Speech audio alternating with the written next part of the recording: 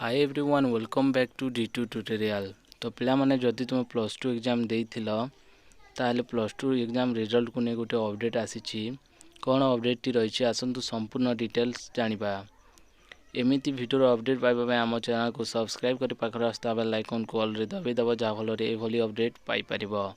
चलंतु video T को आरंभ करिबा। तो पिला माने देखिबा ए खबर टी को तुम रिजल्ट को ने कोन अपडेट रहिछि।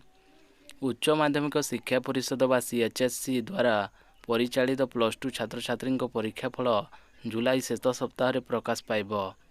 विज्ञान और वाणिज्य छात्र छात्री रिजल्ट जुलाई 30 सुधा प्रकाश पाइबा बेले अगस्ट द्वितीय सप्ताह कला और धंदामूलक विभाग छात्र छात्री परीक्षा फल प्रकाश पाइब। तेबे +2 छात्र छात्री द्वितीय पर्याय मूल्यांकन प्रक्रिया जारी रही बेले 10 तारिख सुधा मूल्यांकन शेष होब।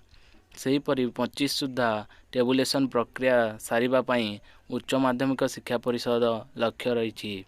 प्रथम पर्यायर विज्ञान और वाणिज्य छात्र छात्री परीक्षा फल प्रकाश पाई CHSC प्रक्रिया जारी रही बेले अगस्ट द्वितीय सप्ताह कला और धंदामूलक छात्र छात्री रिजल्ट प्रकाश करने को परिषद लक्ष्य रखी। तेबे चलित वर्ष राज्यर 1133 परीक्षा केन्द्र में मोट 3,21,508 परीक्षार्थी +2 परीक्षा देइछन्ति।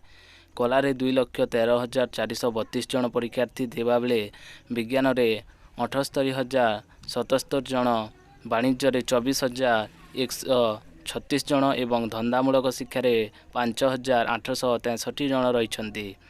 चलित वर्ष मूल्यांकन निमंते दुई प्रकार मूल्यांकन पद्धति ग्रहण करा जायछि। प्रथम पद्धति रे उच्च माध्यमिक विद्यालय स्तर रे होइतिबा इंटरनल परीक्षा रे छात्र छात्री माने पाइथिबा मार्क टू 20% वेस्टेज बा हाराहारी मार्क और द्वादश परीक्षा रे 80% वेस्टेज को निया जाय पिलांकु प्रत्येक विषय रे मार्क दिया जिवो।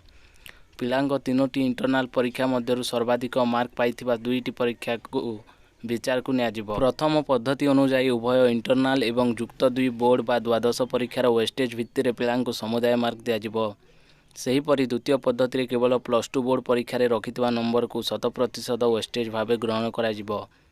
उपरोक्त दुईटी पद्धति मध्यरु जेउथिरे पिलांक मार्क अधिक हेबो ताहाकु संपृक्त विषय चूड़ांत मार्क भावे विचार करा जिवो बोली CHSC दर्शाइछि। तो पिला माने एहा थिला तुमरो +2 रिजल्ट को ने गोटी अपडेट। एहोले अपडेट पाइबा पई हम चैनल को सब्सक्राइब करि पाखर आस्था बेल आइकन को ऑल रे दबे देबो जहा फलरे सर्वप्रथम एभली अपडेट पाइ परिबो।